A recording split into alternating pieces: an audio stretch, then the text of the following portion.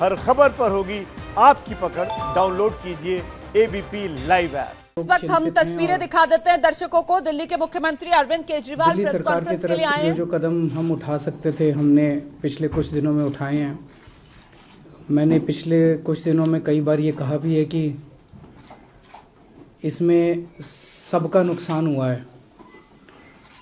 हिंदुओं का भी नुकसान हुआ, मुसलमानों का भी नुकसान हुआ, हमारे पुलिस के भी बहुत सारे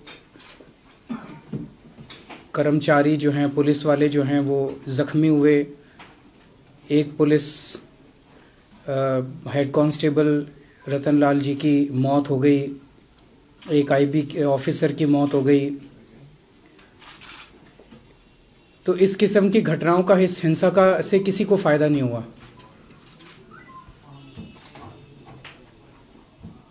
कल से हिंसा की वारदातें कम हुई हैं और मैं कल शाम को दौरा करके आया था कई सारे इलाकों का जहां सबसे ज़्यादा हिंसा की घटनाएं घटी थी। कर्फ्यू लगा हुआ है, तो आज हमने कई सारी मीटिंग्स की हैं और जो दंगे से प्रभावित लोग हैं, जो दंगे से पीड़ित लोग हैं, उन लोगों के राहत के लिए और उनके रिहैबिलिटेशन के लिए कई सारे कदम उठाने का निर्णय लिया गया है। एक तो जो इंजर्ड लोग हैं, जो सरकारी हॉस्पिटल्स में आ रहे हैं, उनको तो हम पूरी उनका इलाज कर ही रहे हैं। लेकिन अगर कोई प्राइवेट हॉस्पिटल में जाके अपना इलाज कराता है तो फरिश्ते स्कीम जो दिल्ली सरकार की एक्सीडेंट विक्टिम्स के लिए थी कि अगर कोई भी रोड एक्सीडेंट विक्टिम है और उसको वो अगर किसी भी प्राइवेट हॉस्पिटल में जाके इलाज कराता है तो उसका सारा खर्चा दिल्ली सरकार देती है। उस फरिश्ते स्कीम को राइट अफेक्टेड लोगों के लिए भी लागू कर दिया गया है। आज शाम तक ऑर्डर्स जारी हो जाएंगे। तो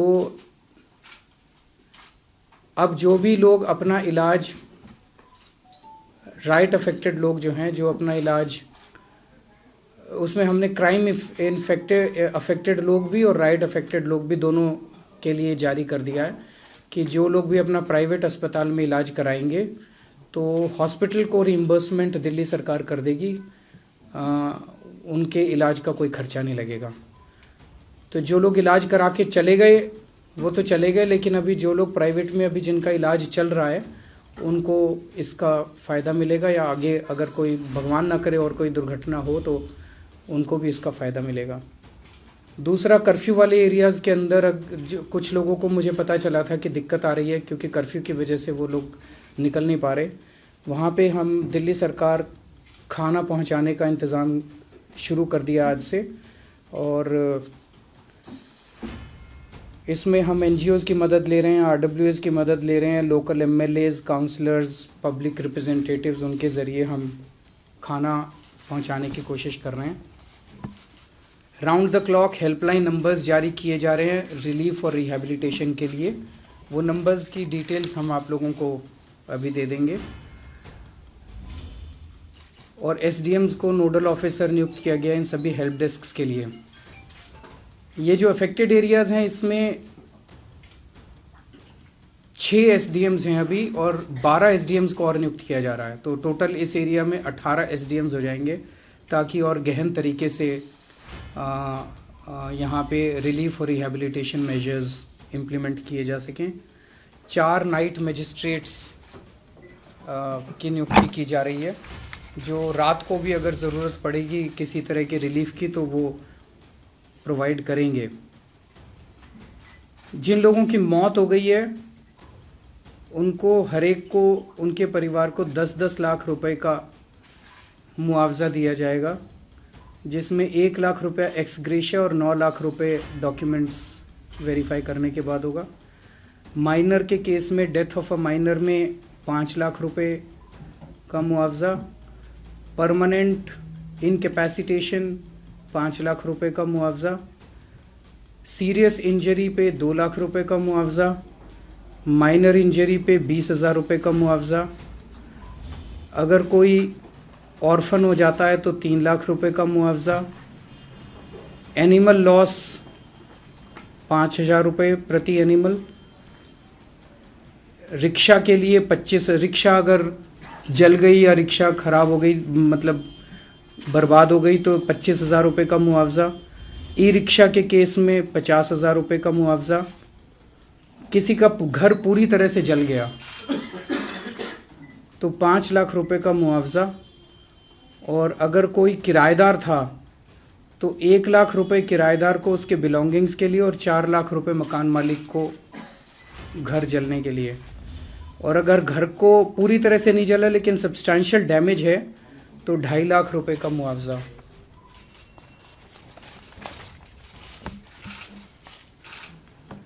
और कॉमर्शियल यूनिट, दुकान वगैरह अगर किसी की जल जाती है तो 5 लाख रुपए तक का मुआवजा, जो अनइंश्योर्ड है। जिन लोगों के घर पूरी तरह से जल गए या सब्सटैंशियल जल गए और उनको इमीडिएट राहत की ज़रूरत है, क्योंकि ये सब कागजी कार्रवाई में थोड़ा सा समय लग सकता है, जिन लोगों को इमीडिएट ज़रूरत है उन्हें 25,000 रुपये का एक्स ग्रेशिया तुरंत दे दिया जाएगा ताकि उनकी ज़िंदगी सुचारू रूप से चल सके। जैसे मैंने कहा कि हेल्पलाइन भी है, ऑफिसर्स के दफ्तर भी हैं, लेकिन एक ऐप भी डेवलप किया जा रहा है। एक आध दिन में वो जारी कर दिया जाएगा, जिसके ज़रिए लोग अपने यहाँ पे इसमें अपने क्लेम दाखिल कर सकते हैं और उसके बाद उनको बुला के उनसे सारे डॉक्यूमेंट्स भरवा लिए जाएंगे। कई लोगों के जिनके घर पूरी तरह से जल गए, उनके ID card, Aadhaar card, community certificate, income certificate, property deeds वगैरह जल गए होंगे, तो उसके लिए स्पेशल कैंप्स रेवेन्यू डिपार्टमेंट लगाएगा जगह जगह पे, ताकि उनको ये कागज़ दोबारा बनवाने में दिक्कत ना हो। ईस्ट दिल्ली म्यूनिसिपल कॉरपोरेशन को कहा जा रहा है कि उस एरिया में, मैं जब कल गया था, चारों तरफ पत्थर पड़े हुए थे, चारों तरफ जले हुए, तो उस एरिया की सफाई के लिए तुरंत कार्रवाई करे। मोहल्ले के लेवल पे हर जगह पीस कमिटीज बनाई जा रही हैं।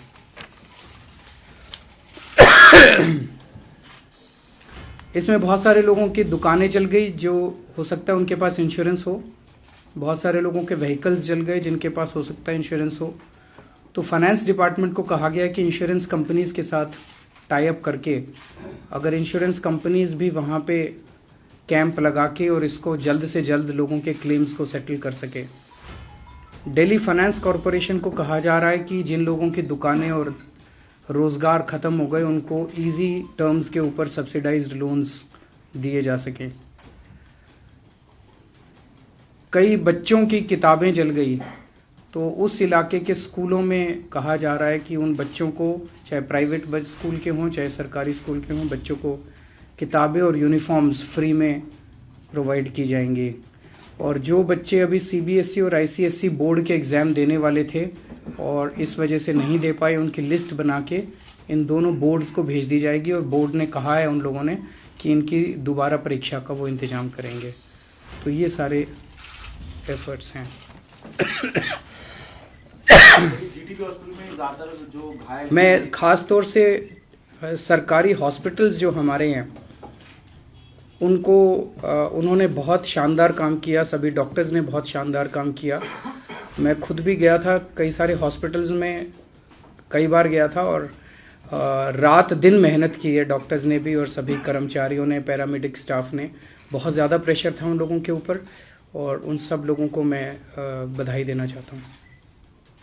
तो जीटीबी अस्पताल बड़ा अस्पताल है जहाँ पर ये सब हो रहा है, वहाँ पे सीटी स्कैन मशीन खराब पड़ी हुई है। चल रही है, ये बता रहे हैं, हेल्थ मिनिस्टर बता रहे हैं चल रही है। दिन तक तो नहीं चल रही है, अब ठीक हो गई है, सुबह से चल रही है, आज सुबह से चल रही है। मुख्यमंत्री जी, मैं पूछना चाहता हूँ कि जो लोग बेघर हो गए हैं, अभी रहने का कोई इंतजाम नहीं है उनके लिए? रैन बसेरों के अंदर टेम्पोररी इंतजाम कर रहे हैं। वैसे जो मुझे बताया गया है, अगर किसी को भी जरूरत है तो रैन बसेरे में कर सकता है। मुझे बताया गया कुछ लोग जो हैं वो अपने रिश्तेदारों के आसपास, दोस्तों के यहाँ चले गए हैं। एक सवाल है कि इस पूरे एपिसोड में आरोप प्रत्यारोप भी लगने शुरू हो गए। आम आदमी पार्टी के पार्षद ताहिर हुसैन के ऊपर भी सवालों के घेरे में है कि उनकी छत पर पेट्रोल बम और पत्थर काफी मिले हैं। सख्त एक्शन लो।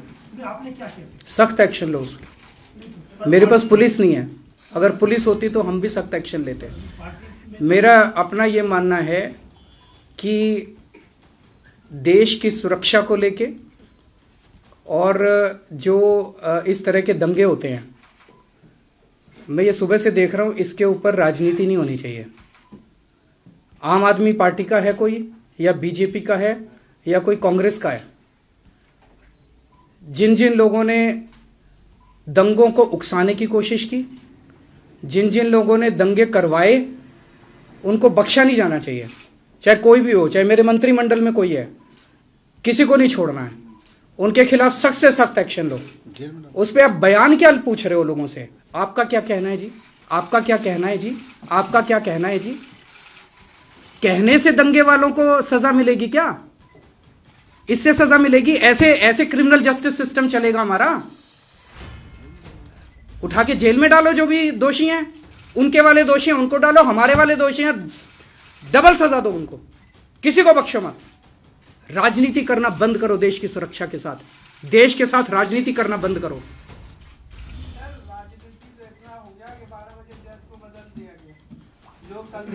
ये दुखदाई है।